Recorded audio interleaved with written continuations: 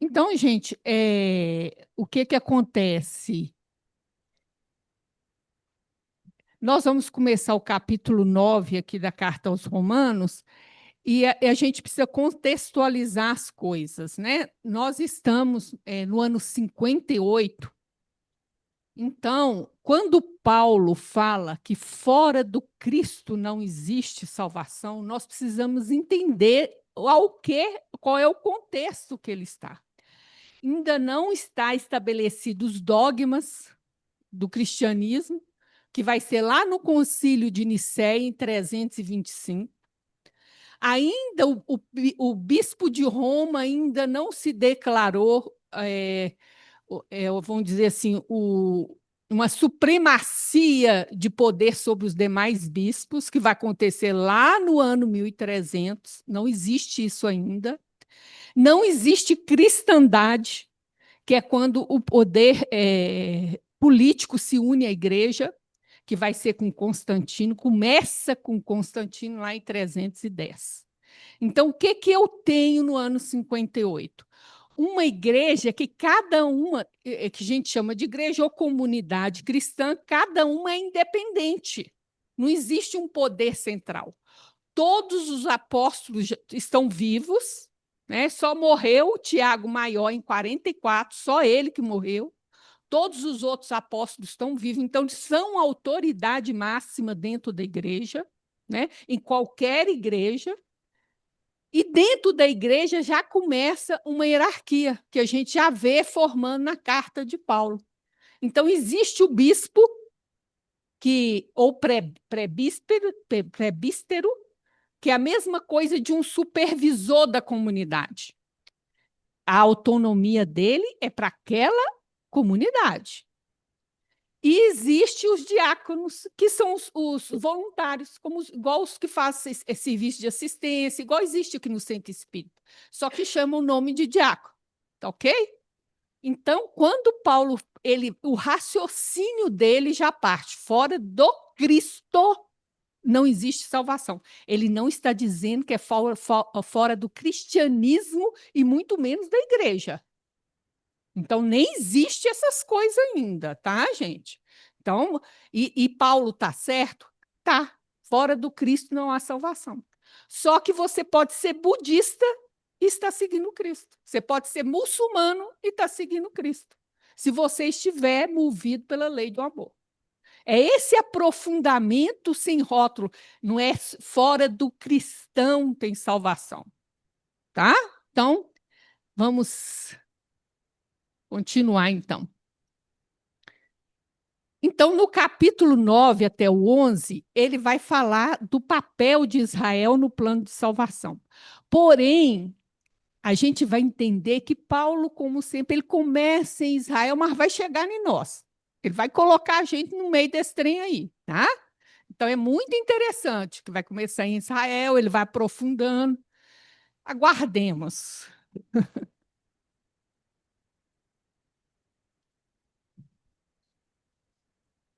Quem vai ler para mim? Ah, tá.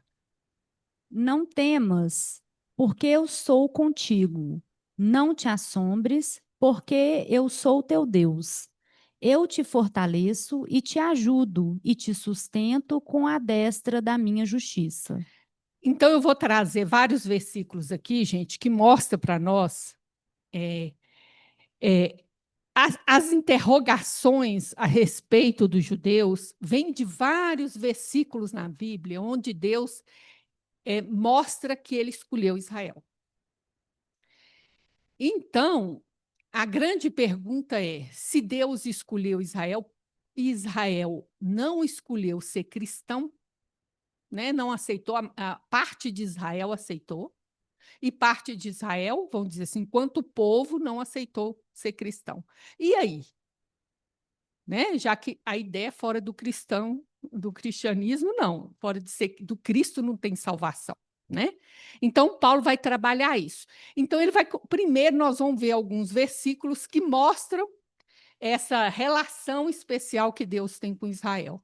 O capítulo 41 de Isaías é um verdadeiro hino de amor a Israel. Tá? E nós vamos entender que durante o livro de Isaías, a noção de quem é Israel vai mudando e vai incluindo nós, os gentios. Tá?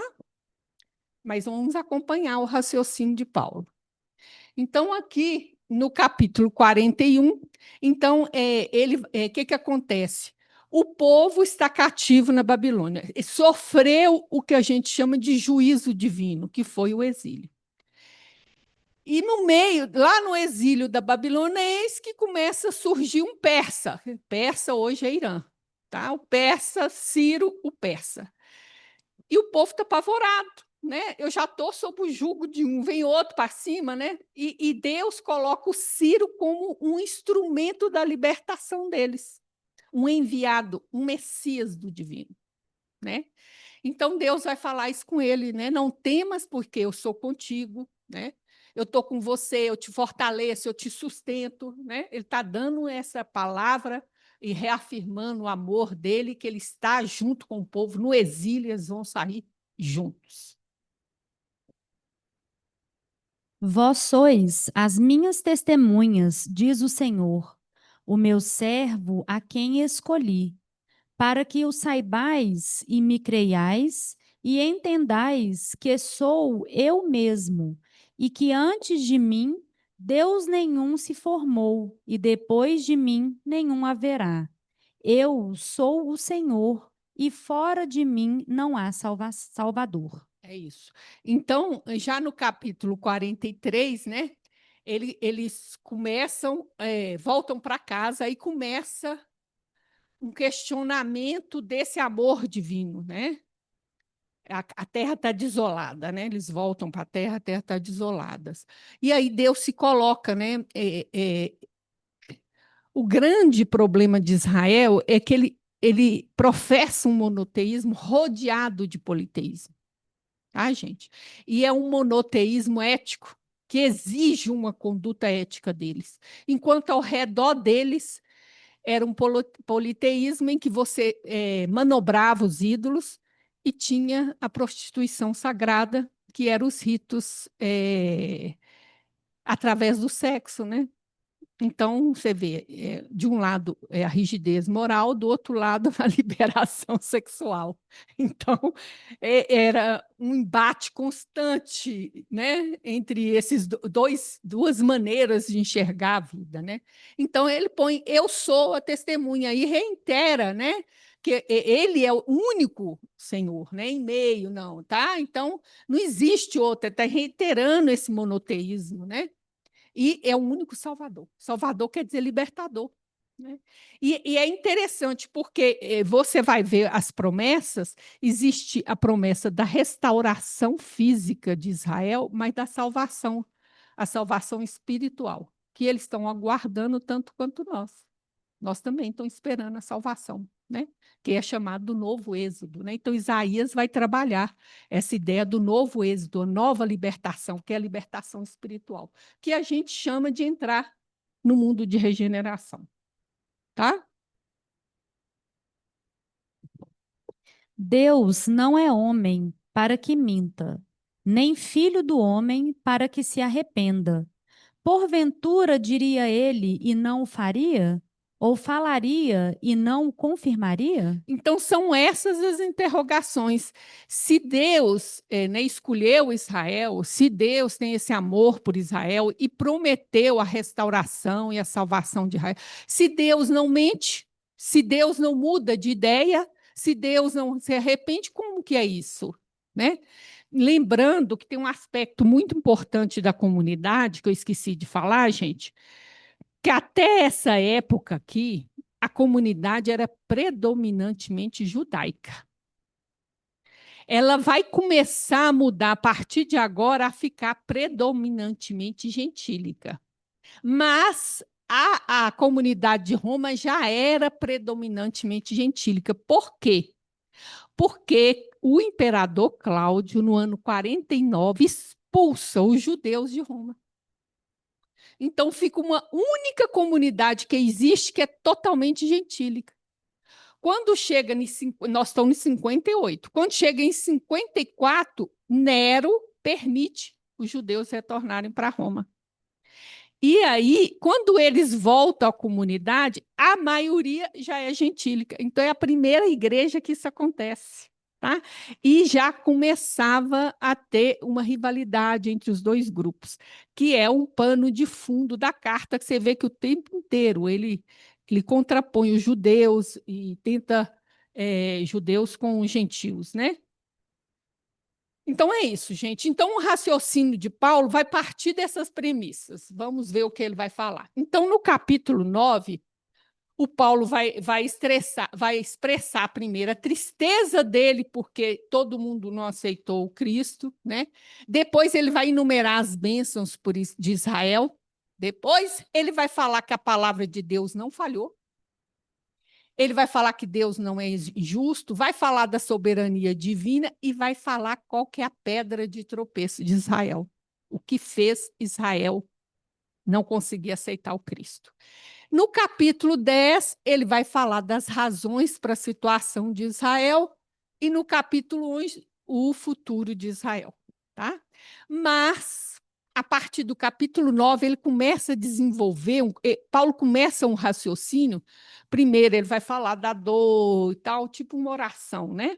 De dor, de sentimento por Israel.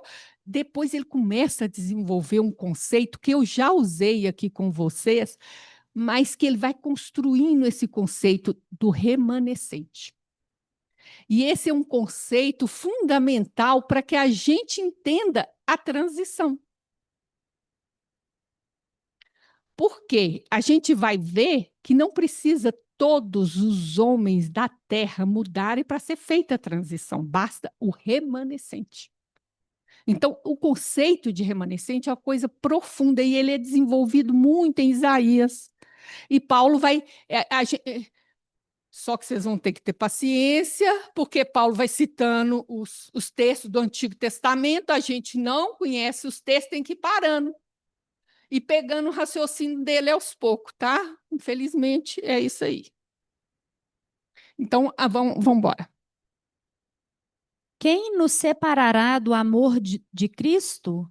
A tribulação ou a angústia, ou a perseguição, ou a fome, ou a nudez, ou o perigo, ou a espada? Porque estou certo de que nem a morte, nem a vida, nem os anjos, nem os principados,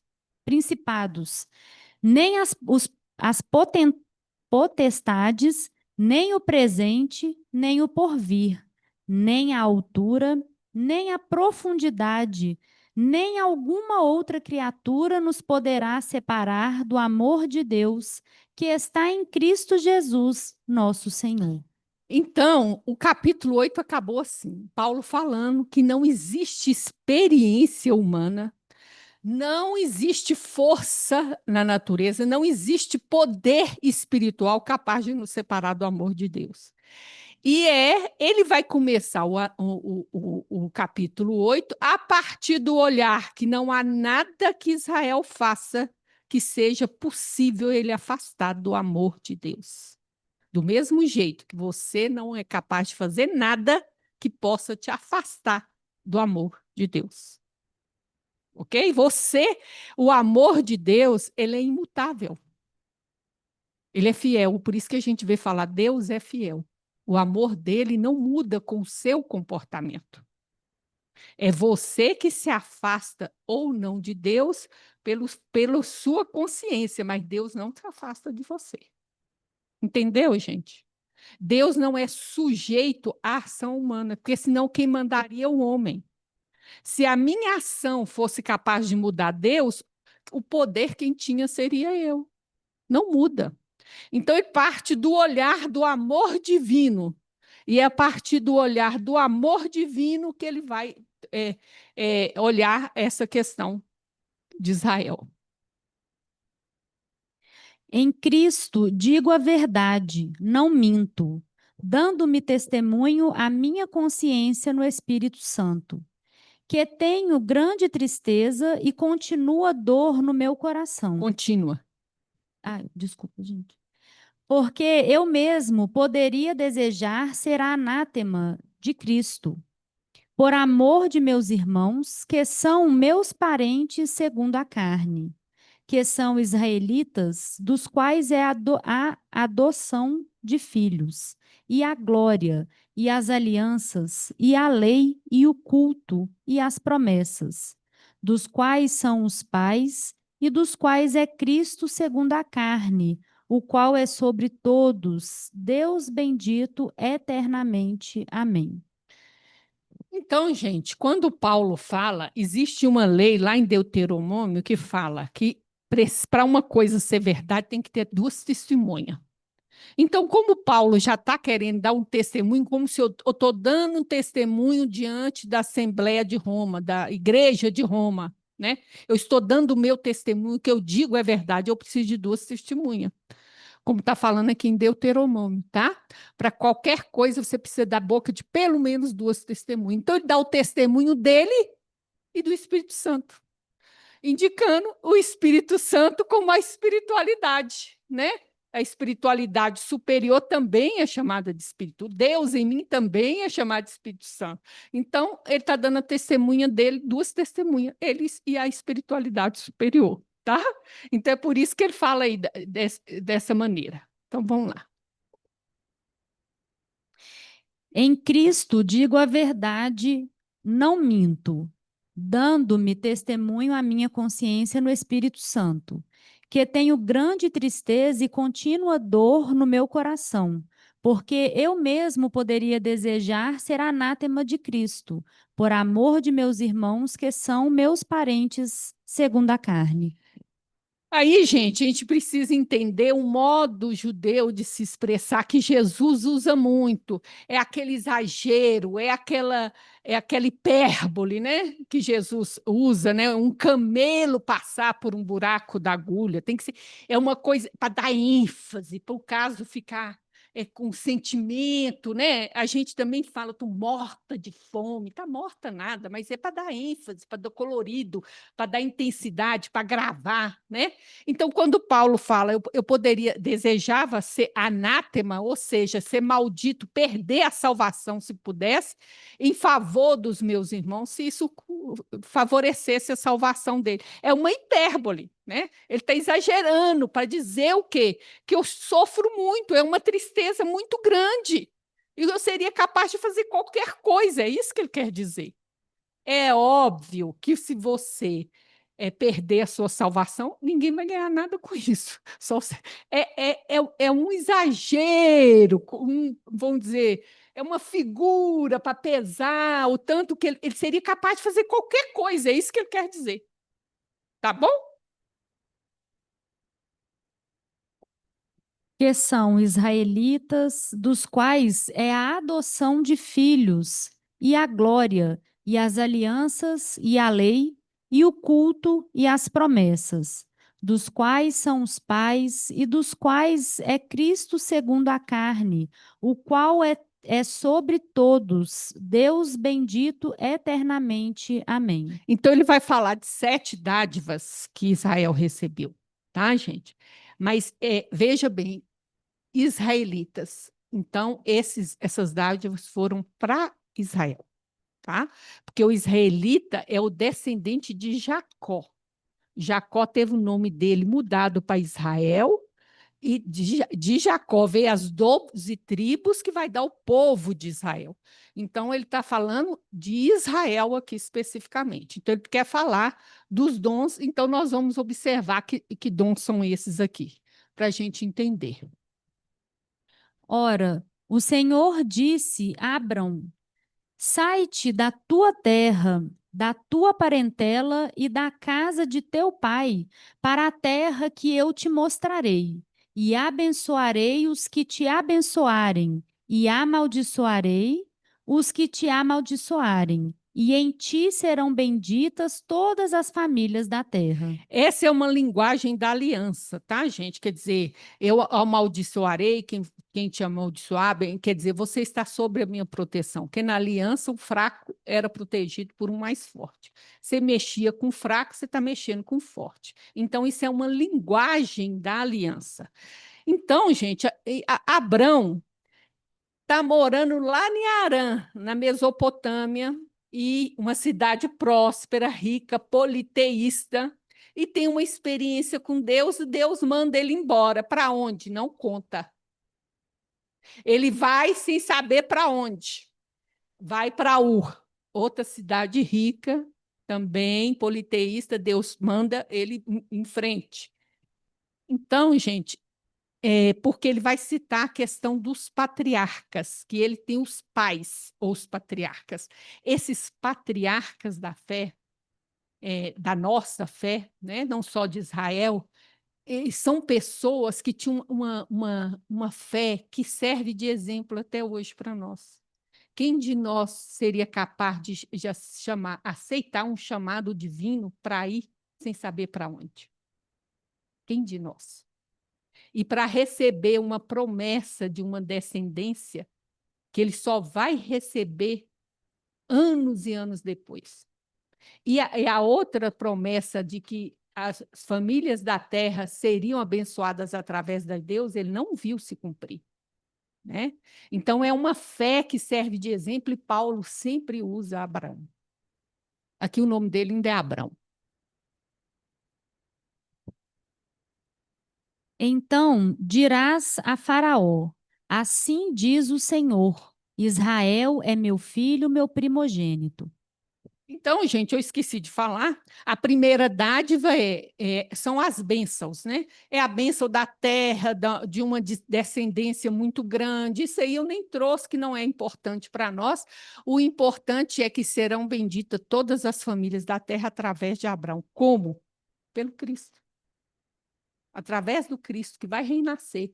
Dessa linhagem, todas as famílias serão abençoadas, tá? Então, ele não vê se cumprir isso, mas a promessa vem. Essa é uma das promessas. Essa aqui é uma das alianças com Abraão.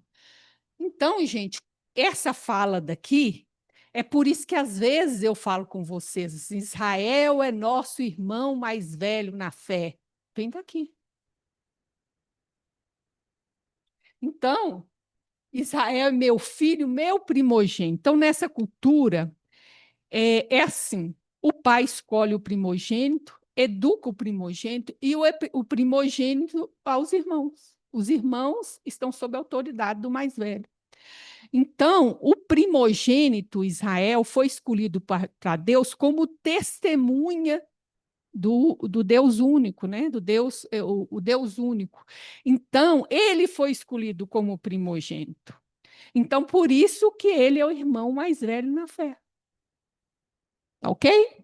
Então, essa é a outra dádiva que ele recebe, ser filho escolhido, filho por adoção, que é chamado, né? Que Deus coloca ele. E aqui, o contexto disso aqui, Moisés está lá na sarça, num diálogo dificílimo com Deus, porque ele não queria receber a missão de jeito nenhum. Ele fez de tudo para não receber a missão. Aí, e aqui é parte da conversa que Deus manda ele falar: vá lá e fala para o faraó. Israel é o meu primogênito, né? Entre outras coisas que tem lá. É isso. E resiste até. E subindo Moisés ao monte, a nuvem cobriu o monte. E a glória do Senhor repousou sobre o monte Sinai. E a nuvem o cobriu por 6 dias. E ao 7º dia chamou a Moisés do meio da nuvem. E o parecer da glória do Senhor era como um fogo consumidor no cume do monte, aos olhos dos filhos de Israel. E Moisés entrou no meio da nuvem, depois que subiu ao monte. E Moisés esteve no monte 40 dias e 40 noites. Então, gente, é o seguinte: aqui no capítulo 24 é quando é feita a aliança entre Deus e Israel, tá? Antes disso aí, Moisés estava lá em cima, falou: ó, as leis são essa aqui. Deus expõe para Moisés, oral. Moisés desce, reúne o povo e fala: ó, vocês aceitam fazer aliança com Deus? As exigências. Fala, né? Aí o povo aceita, né? Então ele manda fazer um altar, um sacrifício. esse texto é muito importante para você conseguir entender a última ceia, tá? Daí os 70 anciões sobe o monte com Moisés e tem uma refeição, porque as alianças elas são fechadas, além do sacrifício, com uma refeição, na presença de Deus. Aí desce o povo, aí tem a teofania. A teofania é essas manifestações físicas da presença divina. É nuvem, é trovão, é buzina, é fogo pegando, é isso aí, tudo que tem aqui, ó, tá vendo? Aí Moisés vai subir, ficar 40 dias, 40 noites e receber. Aí que Deus vai escrever na tábua os 10 mandamentos, tá? Então, teofania é isso, ó. É nuvem, tá vendo? Fogo consumidor, tudo isso aqui, ó. Vai ficar 40 dias aí. E me farão um santuário e habitarei no meio deles. Então, a glória de Deus estava aqui em cima, tá, gente? A glória de Deus. E aí vem um problema. Por quê? O plano original de Deus é que todo Israel fosse um povo de sacerdote. E o povo não dá conta de subir o monte. Só sobe Moisés. Eles têm medo, eles mandam Moisés subir. Então, Deus desce. É aí por isso que Deus manda fazer o santuário, para que a glória de Deus possa habitar entre eles. Mas o plano original era eles subirem e se tornarem todos eles sacerdotes. Esse plano vai ser retomado por Jesus, e cada um de nós. Por isso que ele abole o sistema do templo e o sistema de hierarquia sacerdotal. Não tem no cristianismo isso. Não tem. Peraí. Não tem no plano de Jesus, tá? Porque cada um de nós é preparado para ser sacerdote. É um povo de sacerdote. Mas aqui, então, a glória de Deus vai habitar no meio deles, porque vai fazer o santuário, a nuvem vai descer e vai peregrinar junto com o povo. Tá? Alguém tem alguma pergunta, gente?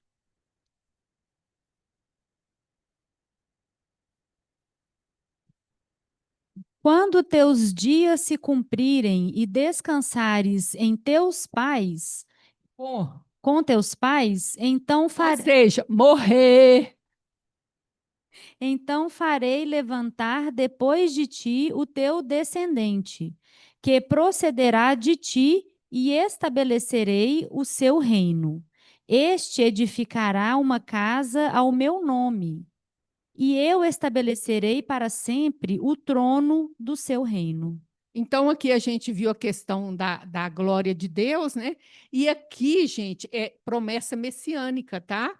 Nós temos Davi lá, olha pela janela, fala: puxa vida, eu tenho um palácio, Deus está numa tenda.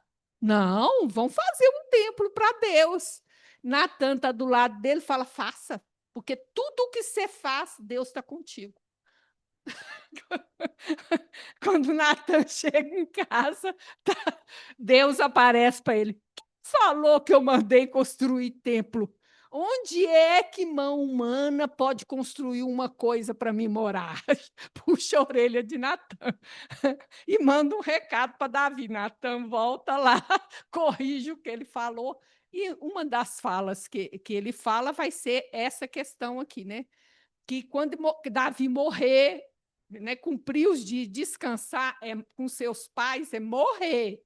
Então, vou levantar um descendente e vou estabelecer o seu reino. Esse edificará uma casa ao meu nome. Aí que está a questão. Porque a mesma palavra quer dizer casa, que Salomão entendeu o templo, mas a mesma palavra quer dizer descendência. E aqui, ó, a promessa messiânica, o reino para sempre. O ser humano não pode ter reino para sempre. Ele está falando do Messias. Então, gente, é por isso que todo Jesus é chamado de filho de Davi. E é por isso que o Messias tem que ser filho de Davi, por causa dessa aliança aqui, dessa promessa que Deus fez com Davi. Então, vamos dizer, da descendência de Davi surgiria o Messias. E aí Salomão foi lá e construiu a casa. Então, a gente viu, olha, os israelitas são descendentes de Jacó. Eu pus todas aqui as referências bíblicas, porque não tem jeito da gente ir em todas aqui. Ele vai citando, né? São demais. Então, tem a adoção de filhos, que nós vimos, a glória divina, que habita no meio do povo. Tem as alianças, que eu não vi, eu vi só uma parte, uma delas com Abraão, a de Isaac, de Jacó, com Moisés, com Davi, nós vimos agora, né? Uma parte dela, não peguei tudo. Né?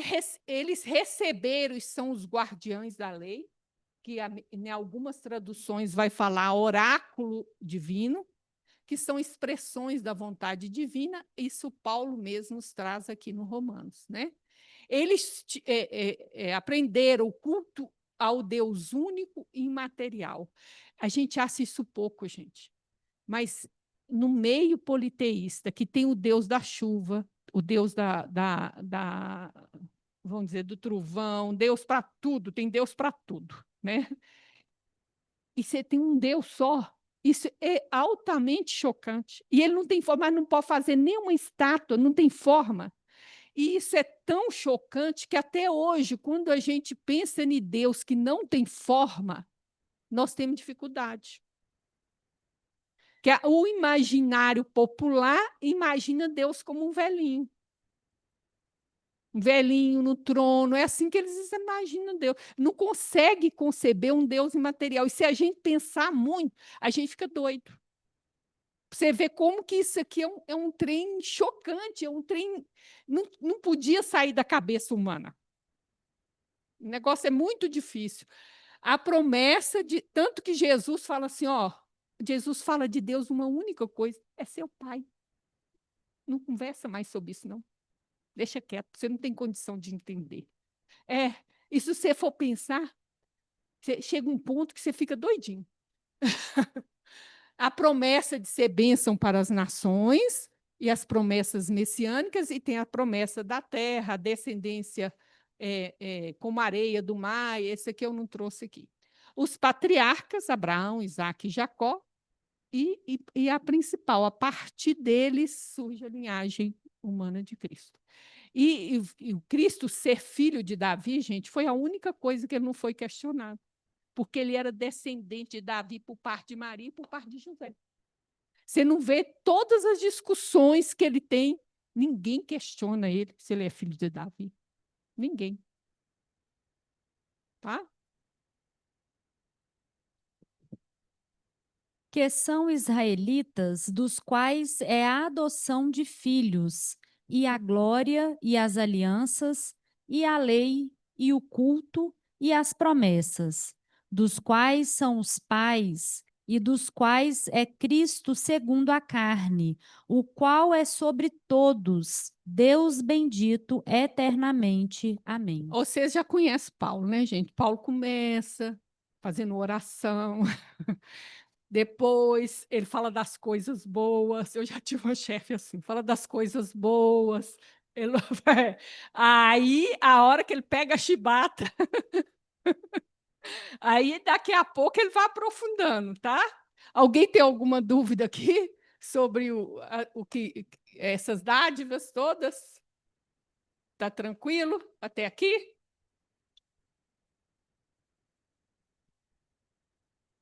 E não pensemos que a palavra de Deus haja falhado, porque nem todos os de Israel são, de fato, israelitas. Nem por serem descendentes de Abraão são todos seus filhos, mas em Isaque será chamada a tua descendência. Isto é, estes filhos de Deus não são propriamente os da carne, mas devem ser considerados como descendência os filhos da promessa. Porque a palavra da promessa é esta: por esse tempo virei e Sara terá um filho. Ele vai começar a construir o que é remanescente. Está começando, e nós não vamos conseguir acabar hoje, porque tá, gente? Mas ele tá por isso que eu estou adiantando, para a gente não perder o fio da meada. Então, vamos entender o que ele está querendo dizer a respeito de Isaac. Tá? Então, ele vai dar dois exemplos. O primeiro é do Isaac, mesmo pai, duas mães diferentes. O segundo exemplo, ele vai dar de Jacó e Esaú. Mesma mãe, mesmo pai, mesma barriga. Tá? Então, vamos ao primeiro exemplo. Mesmo pai, mães diferentes. O que aconteceu? Depois destas coisas, veio a palavra do Senhor a Abrão em visão, dizendo: Não temas, Abrão, eu sou o teu escudo, o teu grandíssimo galardão. Então disse Abrão: Senhor Deus, que me has de dar? Pois ando sem filhos, e o mordomo da minha casa é o Damasceno Eliezer? Disse mais Abrão: Eis que não me tens dado filhos, e eis que um nascido na minha casa será o meu herdeiro. E eis que veio a palavra do Senhor a ele, dizendo: Este não será o teu herdeiro, mas aquele que de tuas entranhas sair, este será o teu herdeiro. Ele estava com 85 anos, Sara tinha 10 anos menos que ele. Aí ele resolve, pensei, esse negócio está demorando. Sara, então, tinha em torno de 75. Aí ele fala, meu Deus, está demorando, eu vou ter que pegar o filho do meu servo, né, que é nascido na minha casa, né, o Eliezer era o servo de confiança dele, né? Então, vou pegar o filho de Eliezer e fazer meu herdeiro. Deus fala, não, senhor, não vai não, não vai não. É para sair de tua entranha, não vai. Mas ele tinha mulher. E mulher, quando o marido não resolve, ela resolve. Então, vamos lá. Ora, Sarai, mulher de Abrão, não lhe dava filhos, e ele tinha uma serva egípcia cujo nome era Agar. E disse Sarai a Abrão: Eis que o Senhor me tem impedido de dar à luz. Toma, pois, a minha serva, porventura terei filhos dela. E ouviu Abrão a voz de Sarai. Assim tomou Sarai, mulher de Abrão, a Agar egípcia, sua serva, e a deu-a por mulher a Abrão, seu marido, ao fim de 10 anos que Abrão habitara na terra de Canaã. E ele possuiu a Agar, e ela concebeu. E vendo ela que concebera, não foi senhora desprezada aos seus olhos. Foi sua senhora.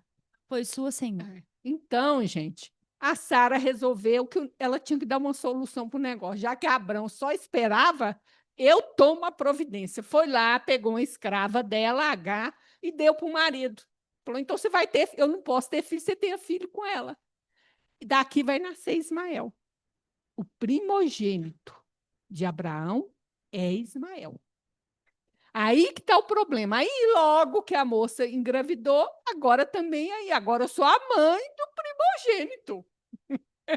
Aí começa as confusão entre as duas, que nós nem vamos entrar hoje, tá? Ai, ai.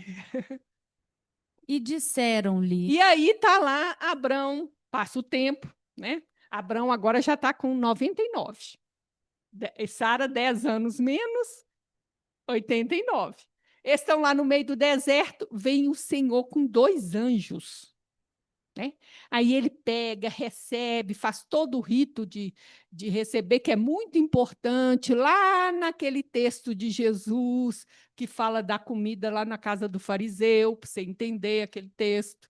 E aí eles estão conversando, aí o danado do Senhor fala com ele, que fala com a Sara, com Sara aqui, vai falar. Cadê Sara? E disseram-lhe: Onde está Sara, tua mulher? E ele disse: Ei-la aí na tenda. E disse: Certamente tornarei a ti por este tempo da vida. E eis que Sara, tua mulher, terá um filho. E Sara escutava à porta da tenda que estava atrás dele. E ela ri, por isso que Isaac chama Isaac, que é o riso, que a Sara ri. E olha a falta de pressa de Deus, gente. Vai ter agora, hoje? Não, ano que vem quando você tiver com 100 e ela com 90 que vai vir um menino. Ele fala, tô te avisando que ano que vem. Não, não é esse ano ainda, não é hoje, não, vai demorar. Então, a Sara vai vir aqui, tá? É por isso que é o filho da promessa, tá? Porém, Deus disse a Abraão: não te pareça mal aos teus olhos acerca do moço e acerca Assim, da só tua explicar serva. primeiro, só explicar para vocês. E aí, muito bem, né? Ismael vai crescendo, o primogênito, H, e vem Isaac. Quando vai desmamar Isaac, e não fala a idade, a gente supõe que desmamava entre 2 e 5 anos, tá? A gente não tem certeza. Eles tinham uma diferença de 14 anos. Então, Isaac devia ter seus 16, 17 anos. E Sara percebe a animosidade de Ismael em relação a Isaac. E aí ela chama Abraão e pede para ele expulsar da tribo Ismael. É claro que Abraão não gostou, né? Porque o expulsar da tribo, gente, é deserdar. Tá? Então, ele perde o direito da primogenitura. Ismael passa a ser o primogênito. E aí Deus vem e fala, não, senhor, sua mulher está certa. E a interpretação desse texto a gente vai ver na carta de Paulo, não sei se é Gálatas ou Hebreu, tá? Que Paulo vai balançar esse texto aí todo para nós, essa briga aí das duas. Então, vamos lá. Porém, Deus disse a Abraão: não te pareça mal aos teus olhos acerca do moço e acerca da tua serva. Em tudo o que Sara te diz, ouve a sua voz, porque em Isaque será chamada a tua descendência. Mas também do filho desta serva farei uma nação, porquanto é tua descendência. Então, gente, o que Deus está falando? Não é para criar junto mesmo. Mas o Ismael não vai ficar desamparado, tá? E tanto que logo que ele sai, o anjo já mostra para ele um poço. Você achar um poço é que nem achar um,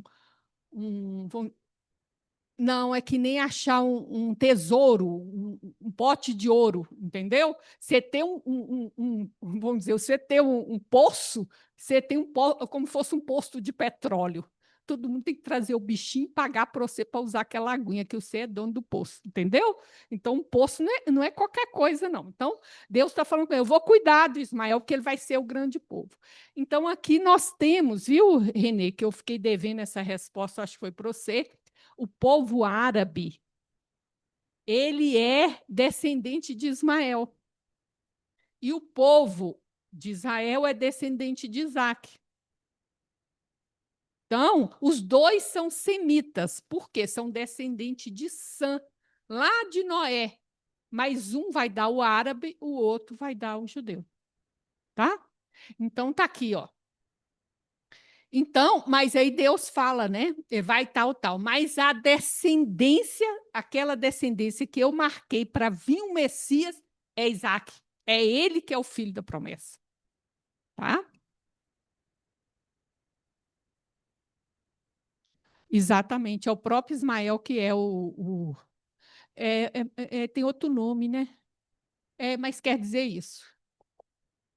E não pensemos que a palavra de Deus haja falhado, porque nem todos os de Israel são, de fato, israelitas.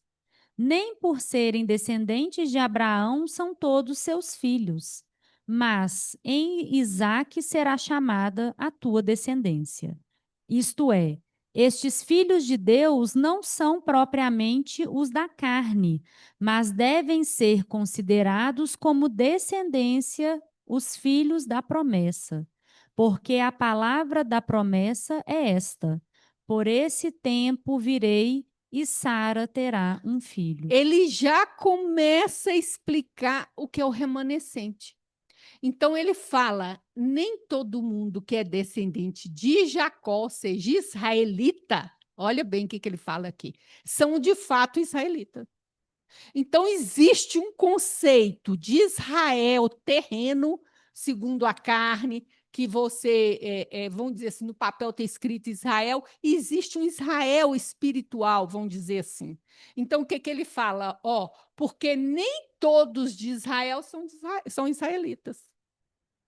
Então, ele está começando o negócio, porque ele fala, nem todo de descendente de Abraão são todos os seus filhos, mas em Isaque será chamada a tua descendência. A descendência marcada por Deus é por Isaque. A de Ismael teve a sua glória, mas não é a descendência. Então, o fato de ter nascido de Abraão não garantiu a Ismael ser da descendência de Abraão. Então, olha bem, o fato de eu nascer em Israel não me garante ser esse israelita que ele está trabalhando, tá? Que ele está começando a trabalhar. Então, ele fala, ó, nem esses filhos de Deus não são propriamente os da carne, mas os descendentes são os filhos da promessa. Que promessa, gente? A promessa do Cristo. Então, olha bem, ele está trabalhando um conceito que Israel são aqueles que vão aceitar a promessa. Olha só. É o remanescente. Nem todos vão aceitar. Ele está começando a trabalhar esse conceito. Do mesmo jeito que o fato de ser descendente físico de Abraão não te garante ser da descendência da promessa. Não garante. Porque da promessa veio de Sara, ela terá um filho, a promessa é essa.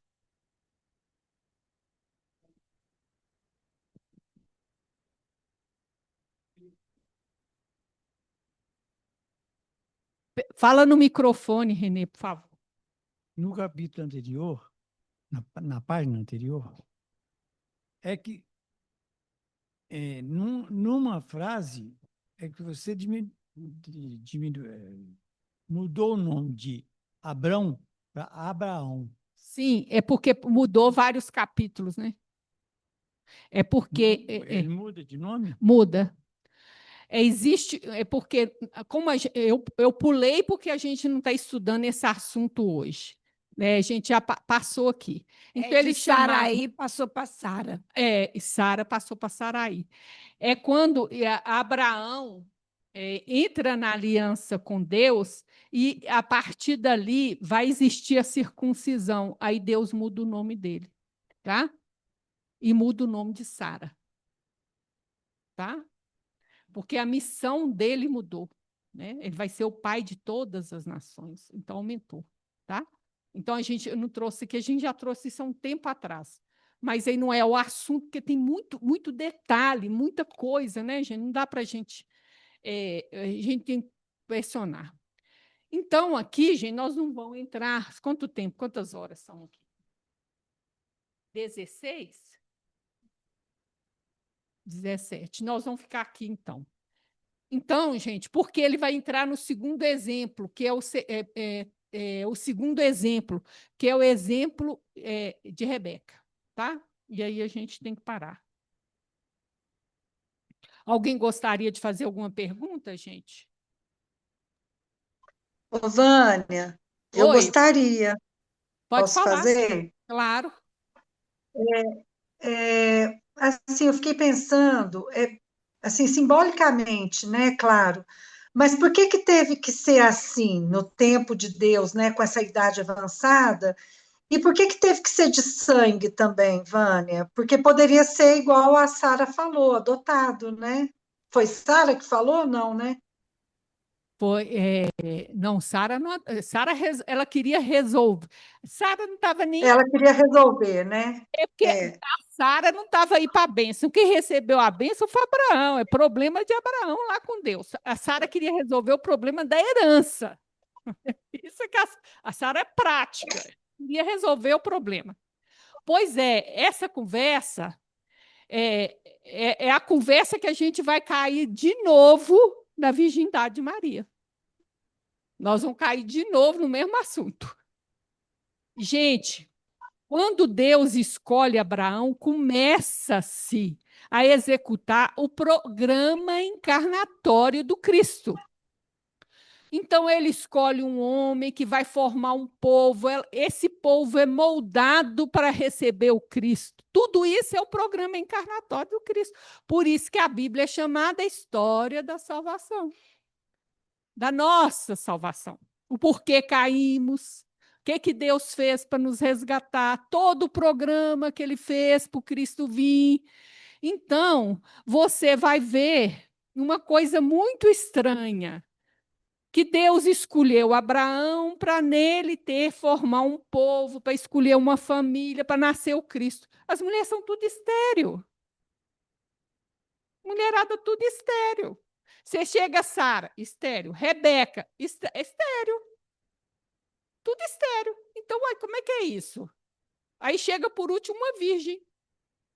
Aí você falou, mas esse programa reencarnatório, o departamento reencarnatório, foi entregue a quê? Estagiário? Para refazer a encarnação de um Cristo?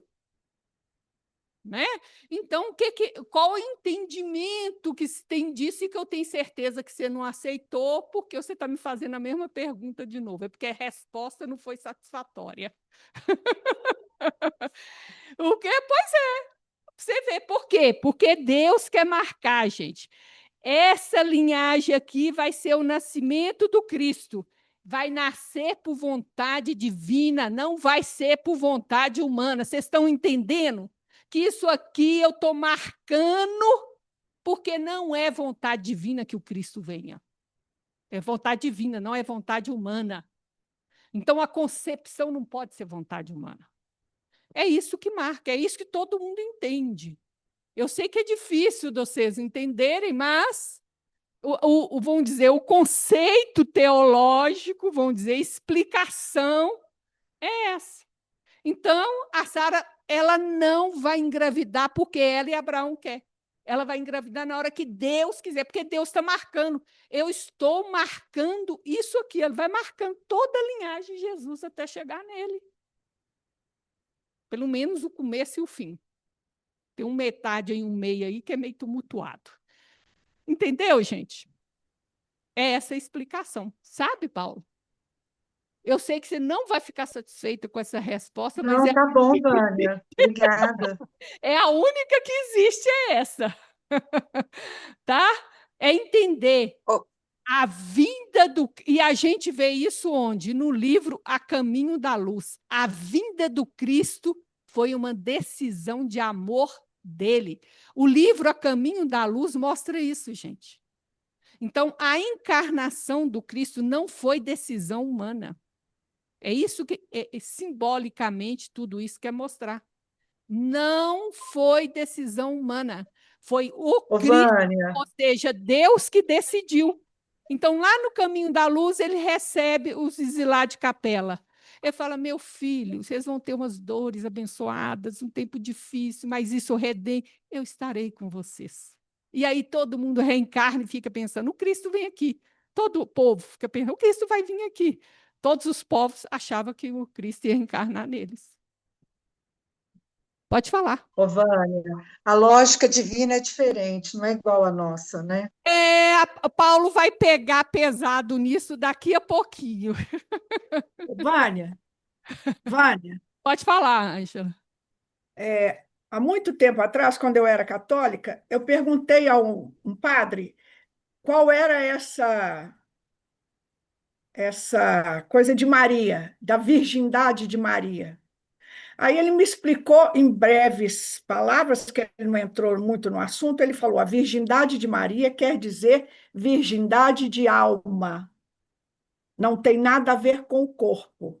Você concorda com isso? Eu não tenho que concordar do mesmo jeito que Não, ele não não é vai concordar, não. comigo. Porque, gente, é assim, ó, só contar uma coisa para vocês. É possível uma mulher grávida, uma mulher virgem engravidar? Sem ter contato nenhum, não. Se tiver contato, pode, não precisa ter relação sexual. Mas sem ter contato nenhum, não. Agora, ele tem a explicação dele, a Bíblia tem explicação, e quem está certo? Nisso eu sou dos judeus. A Bíblia tem 70 faces. Você fica com a sua, eu fico com a minha, está tudo certo. Porque não tem jeito de eu provar que está certa, ele não tem jeito de provar que está certo. Então fica todo mundo certo, porque ninguém sabe quem está certo. É isso. Ô, Entendeu? Vânia, Aí tá Vânia, certo. Pode falar. só queria elogiar a aula hoje, que foi 10, não teve interferência nenhuma, foi muito boa. Nota 10. Pois é. Agora você sabe que você está elogiando uma coisa mecânica, porque é internet. Eu também, às vezes, brigo com o meu carro. Mas, Vânia, além da aula ter dado certo, deu também deu excelente aula que você nos Então, presenteou você hoje. sabe que eu não gosto Excelente. que me elogia. Então, vamos Eu agora sei. orar, que agora está na hora da gente fazer a oração. Ixi.